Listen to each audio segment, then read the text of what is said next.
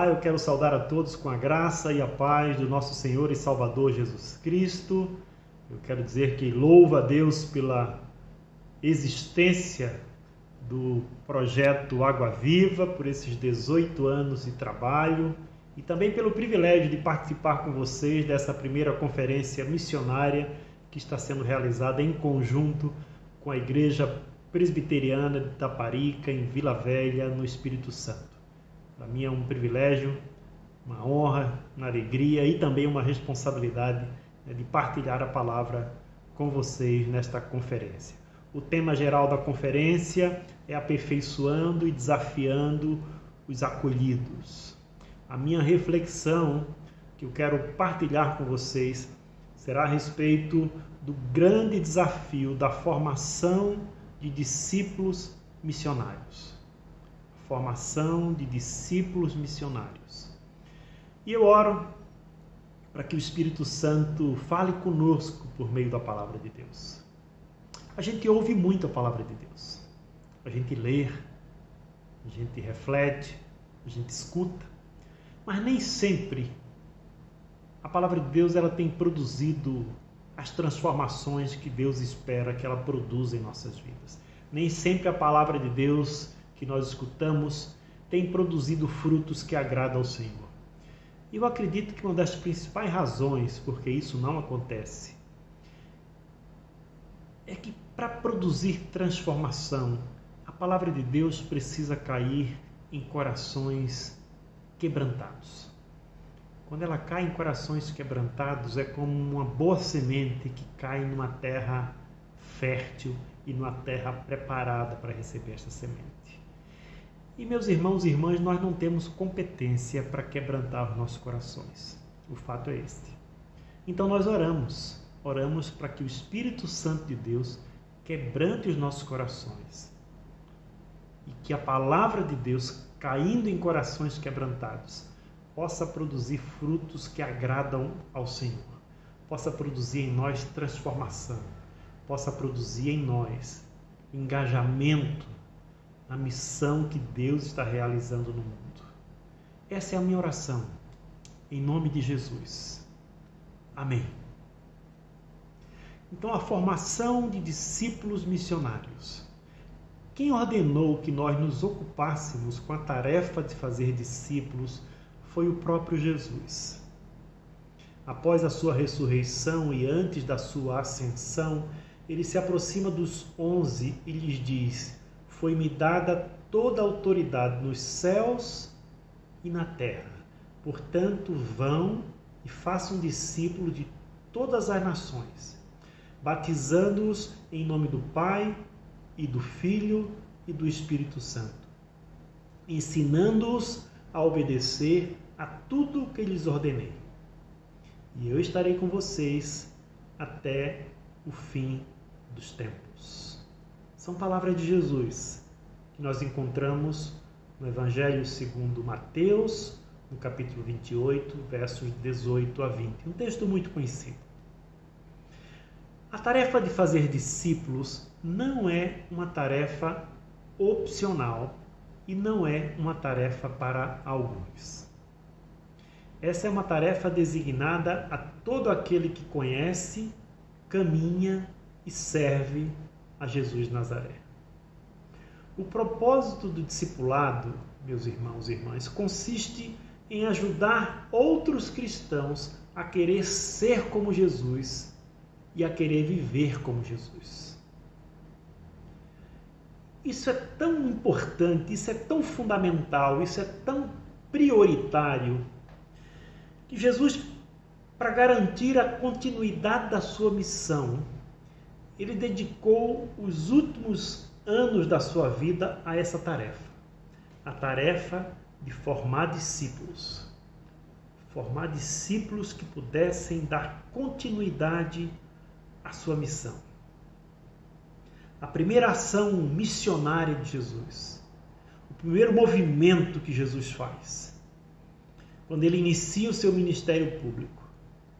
Logo após a morte de João Batista.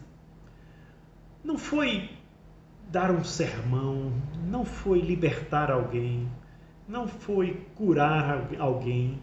A primeira ação de Jesus, quando ele inicia o seu ministério público, foi começar a formar em volta dele uma comunidade de discípulos. Vocês podem observar isso em Marcos capítulo 1, versos 14 a 19. Lucas diz que essa escolha dessa primeira comunidade que reúne em volta dele demandou toda uma noite de oração. Lucas 6, verso 12. Então, esse chamado que é inicialmente para os 12, depois se estende a outros, inclusive aqueles que viriam a crer na mensagem anunciada pelos 12. Você e eu, todos nós. No Evangelho de Marcos, no capítulo 3, verso 13 a 15, diz assim: Jesus subiu ao monte e chamou a si aqueles que ele quis, os quais vieram para junto dele. Chamou para junto dele. Escolheu 12, designando-os como apóstolos, para que estivessem com ele, os enviasse a pregar e tivessem autoridade para expulsar demônios.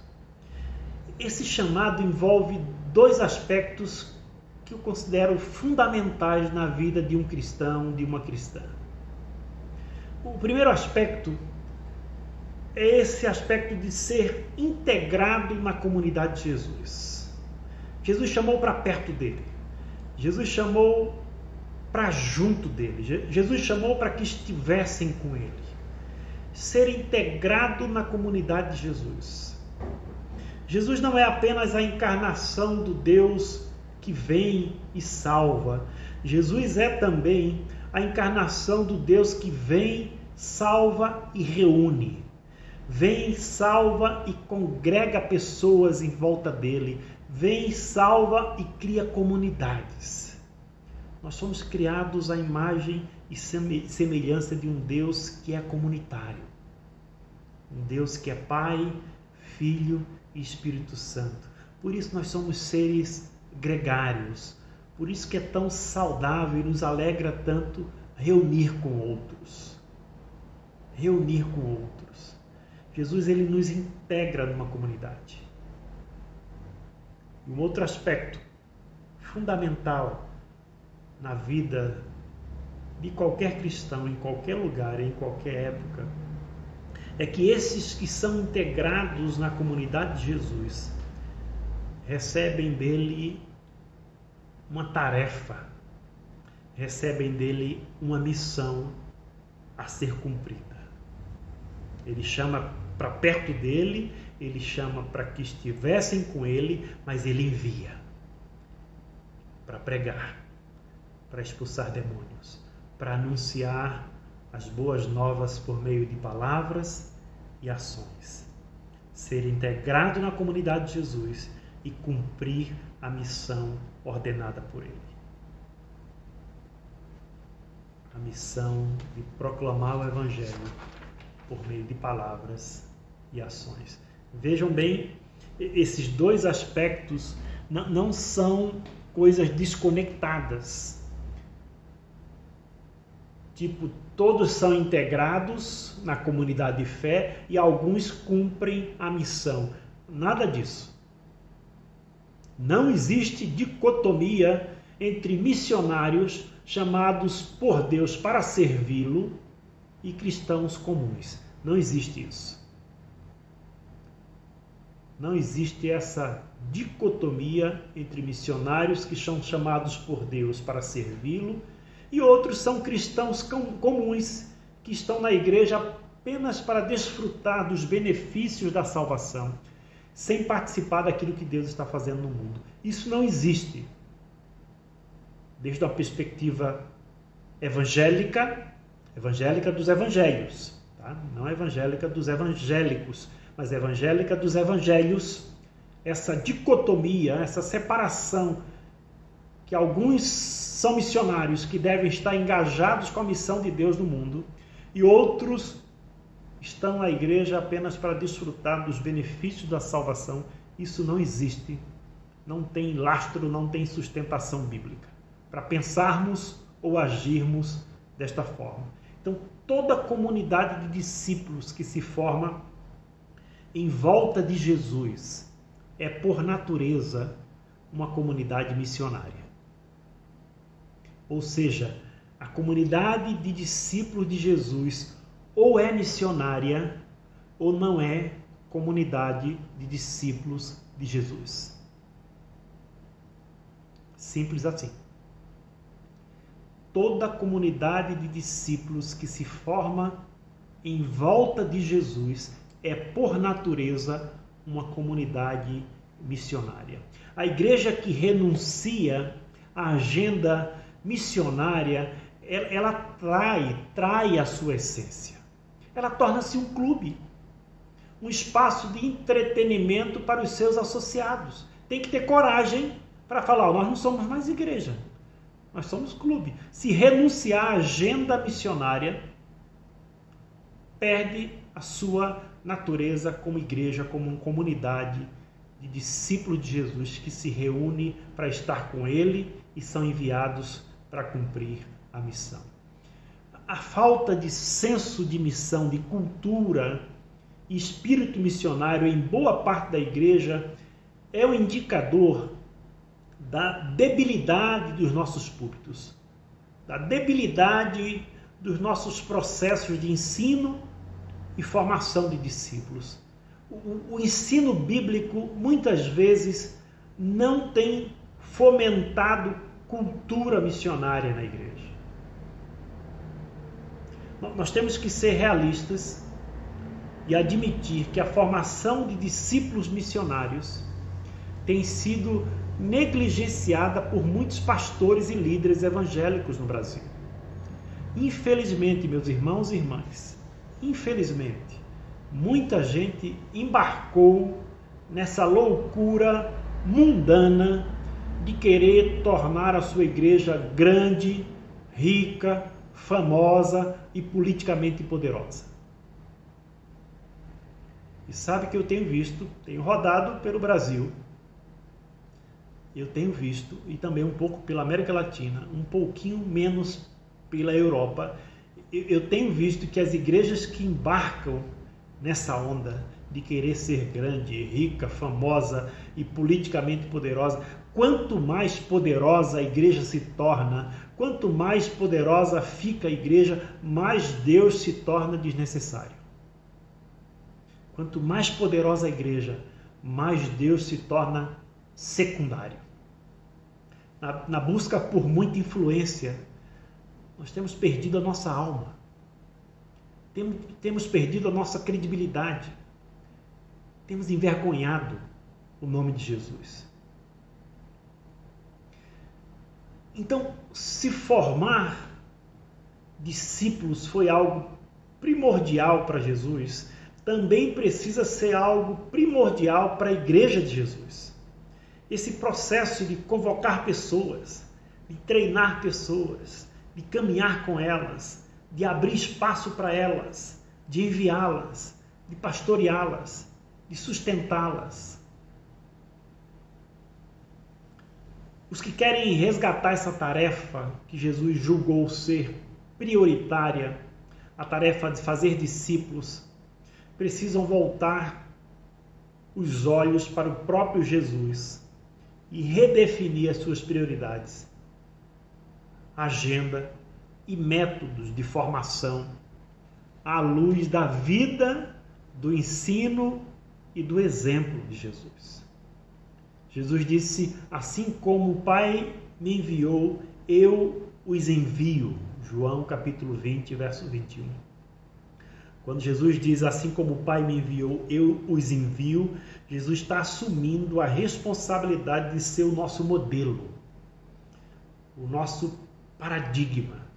Nós não podemos fazer as coisas do jeito que nós queremos. A igreja tem um referencial, a igreja tem um modelo, a igreja tem um paradigma. Para ser igreja, ela precisa voltar os olhos para Jesus. Da mesma forma que o Pai me enviou, eu os envio. Do mesmo jeito que o Pai me enviou, eu os envio, disse Jesus. Então ele está dizendo, olhem para mim. Voltem os seus olhos para mim. Olhem para o modelo que eu desenvolvi. Olhem para as minhas estratégias. Olhem para as minhas prioridades. Voltem os olhos para mim. Porque eu sou a referência. Eu sou o modelo. O modelo a ser seguido não é a maior igreja perto de você. O modelo a ser seguido não é a igreja que tem estrutura e um orçamento fabuloso, igreja que atrai políticos. O modelo não é a igreja que se beneficiou com uma emenda parlamentar, ou a igreja que conseguiu uma concessão de rádio, ou quem sabe até um programa na TV. Nada disso, nada disso. O modelo que a igreja local deve utilizar para avaliar, julgar e ajustar o seu ministério, agenda e prioridades é a revelação de Deus em Jesus Cristo e os valores do seu reino. Esse é o modelo. Esse é o modelo. Então, se voltarmos os nossos olhos para Jesus e decidirmos adotar o modelo de formação de discípulos que ele utilizou, certamente nós teremos que investir mais tempo ensinando em volta da mesa do que em volta do púlpito. Dá uma olhada nos evangelhos. Jesus passou muito mais tempo em volta da mesa, formando discípulos, do que em volta do púlpito numa sinagoga. Ele ia na sinagoga, viu? Como um bom judeu ele ia, mas normalmente ele arrumava encrenca. Não é verdade? Investir mais tempo ensinando em volta da mesa do que em volta do púlpito.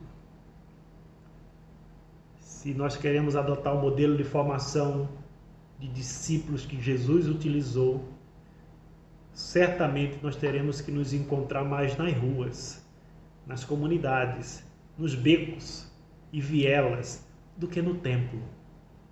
Porque o lugar de operação da fé não é o templo, é a vida. Ali nós veremos as reais necessidades das pessoas. Se a gente quiser adotar o modelo de formação de discípulos que Jesus utilizou, além de investir mais tempo ensinando em volta da mesa, além de ir se encontrar mais nas ruas do que no templo, nós precisamos treinar pessoas para dar uma resposta bíblica por meio de palavras e ações às necessidades que a gente consegue detectar em nosso contexto.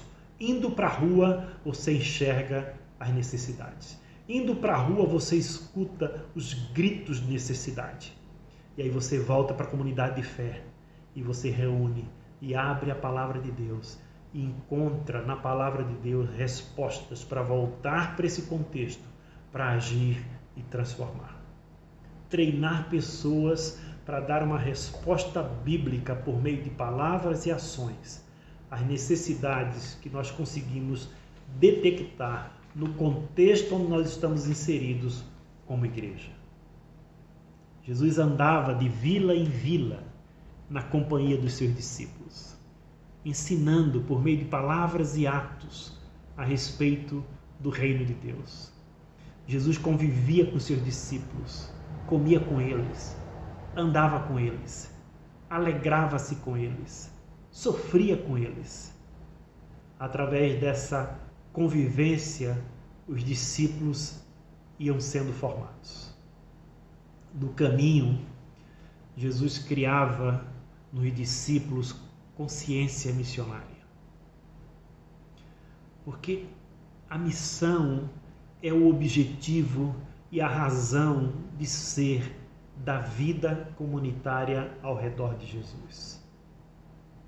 Eu posso citar aqui para vocês algumas passagens dos evangelhos, não vou ler tudo, vocês ficam com a referência, mas algumas passagens dos evangelhos que mostram para a gente aspectos da pedagogia de Jesus, aspectos da pedagogia que Jesus utilizava para formar discípulos missionários. Eu quero citar alguns desses aspectos e as referências bíblicas que vocês podem olhar com calma em outro momento. Um aspecto importante da pedagogia que Jesus utiliza para formar discípulos missionários é que Jesus envolve os seus discípulos na missão.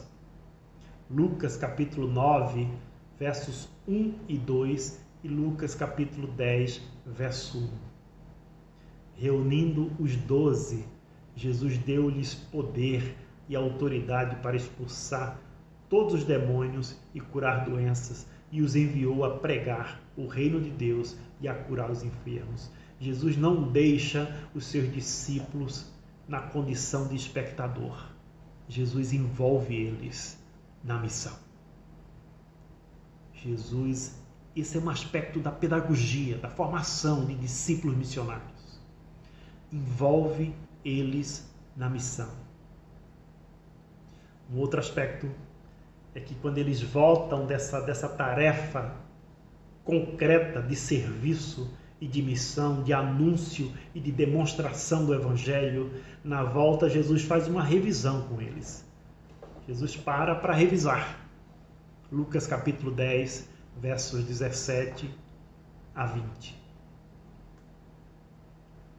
Jesus, ele também, dentro dessa sua proposta pedagógica, ele corrige os seus discípulos à luz dos valores do reino de Deus. Quando os discípulos começam a discutir acerca de quem é o maior, quem é o menor, quem vai ocupar espaço disso, espaço daquilo, quem vai sentar à direita, quem vai sentar à esquerda, Jesus corrige os seus discípulos à luz dos valores do reino de Deus. Aquele que entre vocês for o menor, este será o maior. Lucas 9, versos 46 a 48. Um outro aspecto na pedagogia de Jesus, no processo de formação de discípulos missionários, Jesus ensina que ser discípulo é ser diácono. João capítulo 13, verso 15. Pois bem, se eu, sendo Senhor e Mestre de vocês, lavei-lhes os pés, vocês também devem lavar os pés uns dos outros. Eu lhes dei o exemplo para que vocês façam como lhes fiz. Ser discípulo é ser diácono. Não tem opção. Se você é discípulo de Jesus de Nazaré, você está no mundo para servir. Jesus também ajuda os seus discípulos a adquirir discernimento espiritual. Marcos capítulo 9, versos 28 a 29. Depois de Jesus ter entrado em casa, seus discípulos lhe perguntaram em particular: por que não conseguimos expulsá-lo? Ele respondeu: essa espécie só sai pela oração e pelo jejum. Jesus ajuda os seus discípulos a adquirir discernimento espiritual.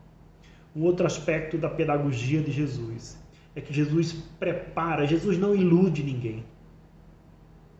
Jesus prepara os seus discípulos para a realidade dura da vida.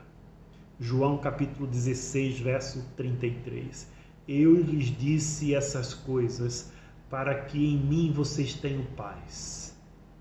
Neste mundo vocês terão aflições, contudo, tenham ânimo, eu venci o mundo. Jesus prepara os seus discípulos para a realidade dura da vida. Jesus não promete vida fácil para ninguém. Jesus promete algo muito melhor do que vida fácil. Jesus promete vida plena. Jesus promete vida eterna. Essa vida que Jesus promete para os seus discípulos vai ter luta, sim.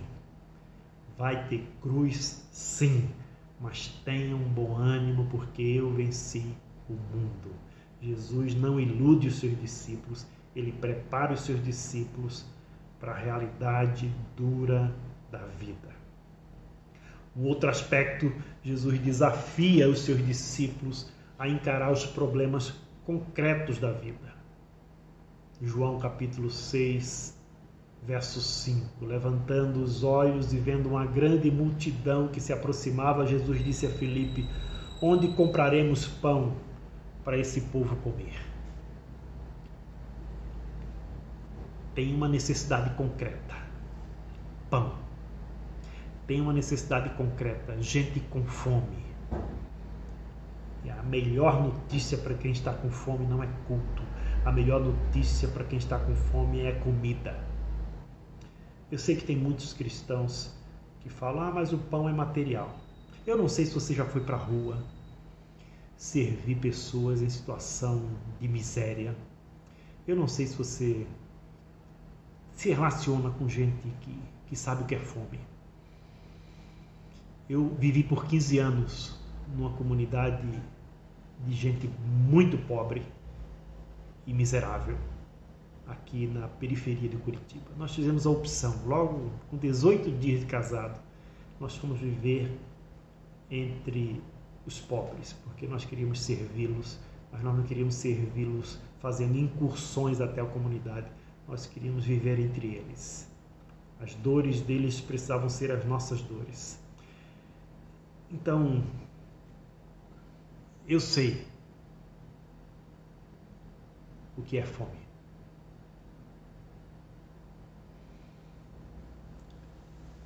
Quando alguém fala que o pão é só material, eu costumo dizer que o pão é material para quem está com a barriga cheia. Eu lembro que logo no início da minha caminhada cristã, poucas semanas, eu fui para a rua com mais 2 amigos para servir um pãozinho com queijo e um café com leite para pessoas em situação de rua, durante a madrugada, na cidade do Recife. E eu nunca esqueço, já fazem mais de 30 anos, 33 anos precisamente. O primeiro café com leite e o primeiro pão com queijo que eu entreguei para uma pessoa em situação de rua. Não falei nada, só perguntei, não me identifiquei. Eu perguntei: você aceita um pão e um café com leite? E essa pessoa olhou para mim e falou assim: irmão, eu não falei que era cristão, nada disso. Ele falou: irmão, esse pão e esse café é resposta de oração. Eu estava pedindo a Deus para não dormir mais uma noite com fome. Você está aqui porque Deus te enviou. Eu não tinha nem noção do que é Deus enviado, nada disso. Mas logo no início da minha caminhada cristã, eu entendi e aprendi que o pão é material para quem está com a barriga cheia. Para quem está com fome, o pão é resposta de oração. Jesus desafia os seus discípulos a encarar os problemas concretos da vida. Jesus também ensina que as necessidades humanas, elas estão acima das prescrições rituais. Você pode ler com calma, não vou ler esse texto, Mateus capítulo 12, versos de 1 a 14. É aquela passagem onde os discípulos de Jesus estão caminhando, encontram lavoura, encontram a roça, estão com fome, colhem espigas e comem. E aí os fariseus chegam em cima e falam: que coisa, vocês estão comendo no sábado, vocês estão colhendo no sábado, vocês... E Jesus fala, em outras palavras, a vida está acima do culto.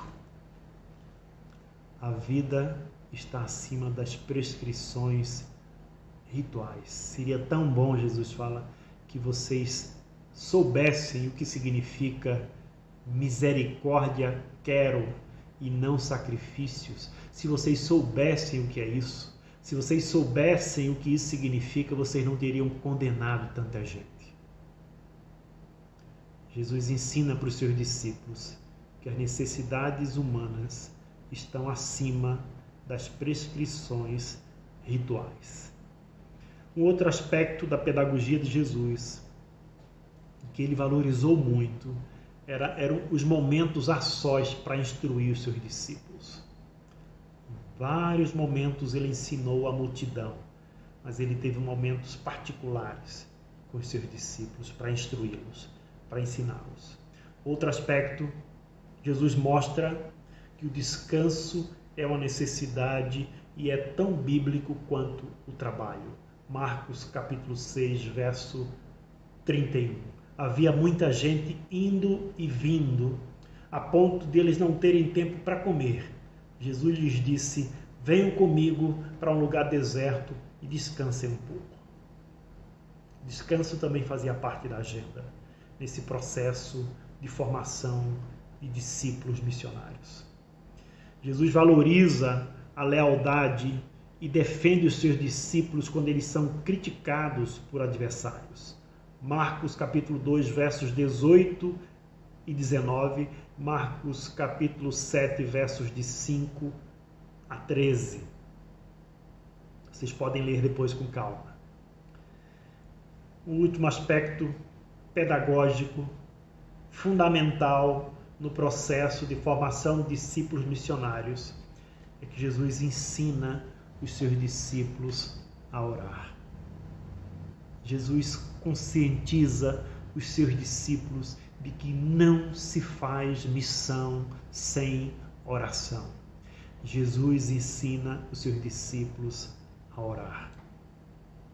Esses são alguns exemplos ou alguns aspectos do jeito de Jesus formar discípulos. Aspectos pedagógicos que Jesus utilizou na formação de discípulos missionários. E a partir dessa formação, as boas novas do reino se espalhou por todo o Império Romano e pelo mundo e chegou até nós. Eu quero encorajar os irmãos e irmãs que estão participando desta conferência missionária a investir prioritariamente tempo e o que mais for necessário em processos de formação de discípulos para participar ativamente da missão de Deus no mundo. Não fique na condição de espectador da história.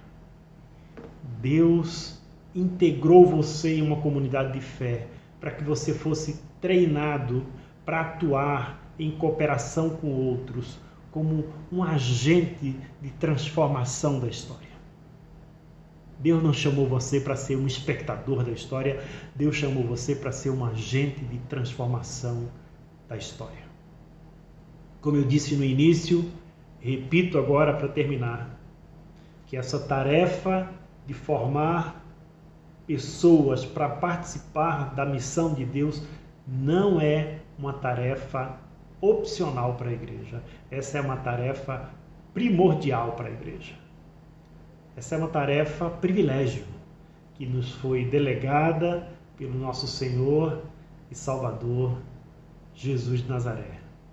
A minha oração é que você, como igreja, possa rever o que precisa ser revisto, para redefinir as suas prioridades e alinhar a agenda da sua comunidade de fé com a agenda de Deus para este mundo. Que Deus abençoe a sua vida, que Deus abençoe a vida de todos os participantes dessa conferência e que a gente possa permanecer fiéis ao chamado que Deus tem feito a cada um de nós e a todos nós como igreja. Um chamado para sair por toda parte fazendo bem. Fazendo bem de uma maneira que este bem resulta em glória para Deus. Esse é o fim da missão. Jesus, quando fala para os seus discípulos sobre ser sal e luz, Jesus diz para ele: as pessoas vão ver o que vocês estão fazendo e vão glorificar o Pai que está nos céus. Então, que seja assim conosco, que as pessoas vejam o que nós estamos fazendo e, ao ver o resultado disso, seja glória para Deus. Um grande abraço, que Deus os abençoe e eu espero poder encontrá-los e conhecê-los pessoalmente aí em Vila Velha. Um grande abraço.